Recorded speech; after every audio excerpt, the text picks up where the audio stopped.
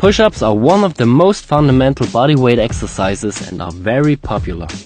The movement is simple, can be done everywhere, and it's very effective because you are using a lot of muscles at the same time. Sounds good, right? The problem is that a lot of people concentrate on quantity instead of quality when doing push-ups. To avoid this, you should focus on these 4 points to make your push-ups perfect. Let's start straight with the number 1, the body position. A push-up is not only a triceps, chest and shoulder movement.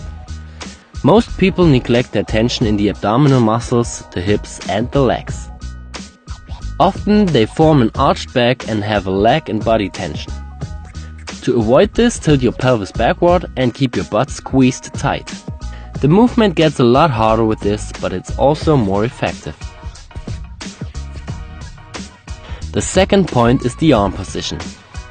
The arm position doesn't really matter in terms of the perfect execution. A perfect push-up can be done with a wide or a narrow grip, but it's important to place your wrists in a nearly vertical line under your shoulder when you do the standard push-up. There are still exceptions for that rule, for example when you are doing pseudo planche push-ups, which puts the focus more on your shoulder. Or when you're doing sphinx push-ups, which are a triceps dominant movement.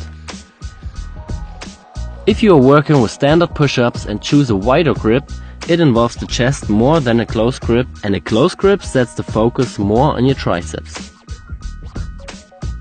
The only thing you should avoid completely are out-flared elbows, because this puts a lot of stress on your shoulder, which can lead to injuries.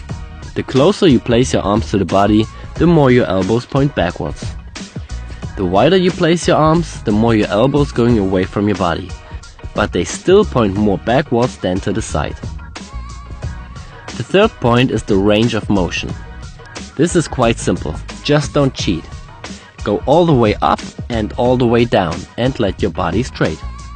Don't decrease the range of motion by bringing your head forward or your hips down.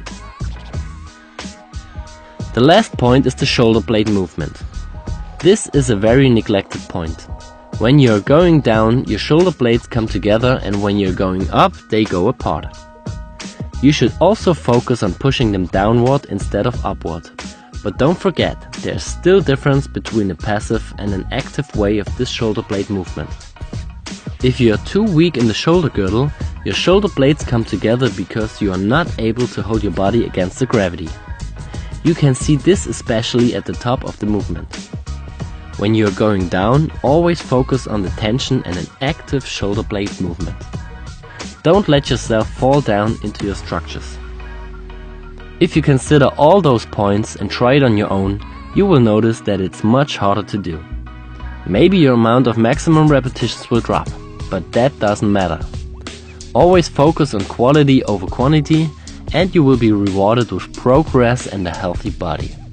If you have any questions to this topic, just leave a comment. Thank you, Alex.